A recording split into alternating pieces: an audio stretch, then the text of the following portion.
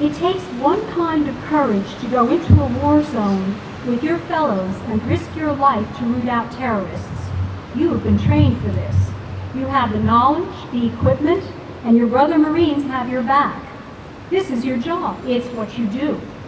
It takes a different kind of courage entirely to lie in a hospital bed in pain, knowing that at age 19 or 20, you'll never walk on your own two legs again.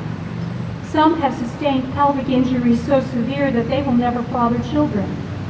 Think about the courage it takes to still smile when you find yourself in an instant transformed from a lean, mean, lethal, tattooed Marine into a helpless, maimed invalid.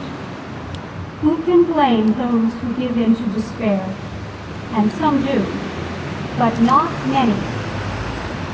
Adrian, who was doing pull-ups in his hospital bed 2 weeks after the explosion that took his legs, is blessed with a positive spirit and an abundance of determination. Richard Barry was born in Morris Plains into a family of 15, 6 of them Marines. He served in the Marine Corps between 1960 and 1964.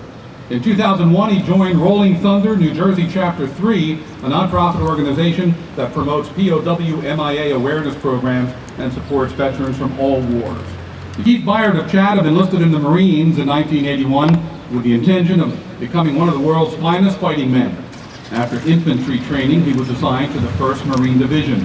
An excellent high school wrestler, he made the Marines base team and went on to win the All-Navy South Pacific Championship. He also made the All-Marine Wrestling team at Quantico, Virginia, and that squad won 5 U.S. Open National Championships. Richard Eastman was commissioned as 2nd Lieutenant in the U.S. Army in 1964. He completed his training at the Aberdeen Proving Grounds in Maryland and graduated from the Army's Ordnance Guided Missile School in Alabama. His Army Reserve duty included service as a computer systems officer and support command with the Pentagon. He returned as a lieutenant colonel. William Blair was sent to France December 7, 1944, and was attached to the 106th Infantry Division. The Battle of the Bulge began December 16th that year, and 3 days later, 7,000 of his division were captured by German forces and sent to various concentration camps all over Europe. He was liberated in April 1945 and remembers all too well the horrors of being a prisoner of war. He's a Marine Staff Sergeant stationed at Picatinny Arsenal.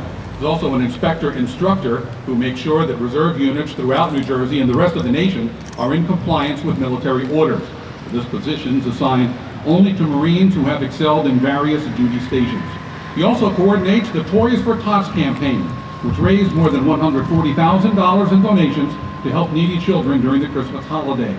He coordinates Staff Sergeant Frederick Wiedemann, who was also stationed at Picatinny Arsenal.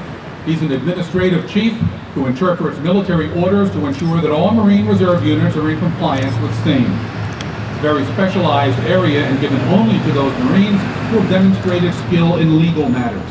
Staff Sergeant Wiedemann volunteers his time assisting the Toys for Tots program by buying toys which are then distributed to needy youngsters during the Christmas season. Lawrence Opel. Lawrence Opel joined the Navy in 1963, participated in several conflicts, including those in Cuba, the Dominican Republic, and Haiti. After his discharge, he joined the Renee's Afghan-American Legion post, and over the next 46 years served in numerous leadership positions with the post, including commander. He's also a volunteer with the Long Valley Fire Department and has been secretary of the Firemen's Relief Association for the past 20 years. Captain Jermaine Dunham joined the Marine Corps in 1991. He served in the Marine Reserves till 2001 as a field artillery scout or forward observer.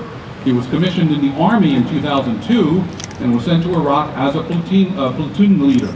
In 2007, he became the company commander, and his unit supported efforts in Iraq, Croatia, and Romania.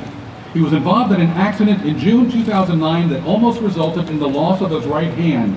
After about a year of rehab, Captain Dunham of Dover attended a course offered by the military on business planning. He enjoyed it so much that he requested a transfer into the Acquisition Corps for Business Administration. This is the management and procurement process that deals with our nation's investments in technology, programs, and products to achieve our national security.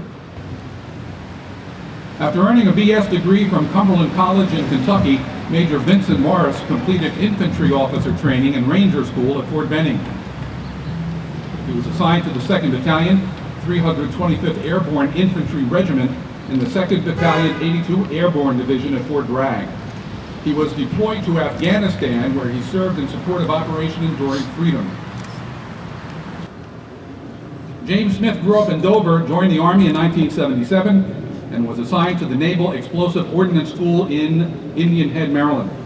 His military service took him to Korea, Washington, D.C., Germany, Fort Bragg, and Picatinny before retiring after 20 years. He participated in a number of task forces in countries including Iraq, Egypt, Ethiopia, and Kuwait. He's currently the commander of American Legion Post 91 in Wharton. This post raises about $50,000 to support local soldiers in need, military support programs, scholarships, and New Jersey Boy State. Lieutenant Colonel Kohler is a 1992 military graduate from Ohio University. He served as a platoon leader, company commander, battalion operations officer, and most recently, the executive assistant to the Director of Defense Logistics Agency. And he is currently the commander of the U.S. Army garrison at Picatinny. Joseph Leal enlisted in the Marines June 29, 1959, and was attached to the 2nd Marine Division. He served during the Cuban Missile Crisis while aboard the USS Lulafin, an attack cargo ship. After his honorable discharge, he went to work with the United States Postal Service, where he spent 20 years. Since 1995, he's been actively involved with Freemasonry and their charitable work. In 2002, he was president of the organization, which raised money for numerous hospitals that help children with burn and spinal problems.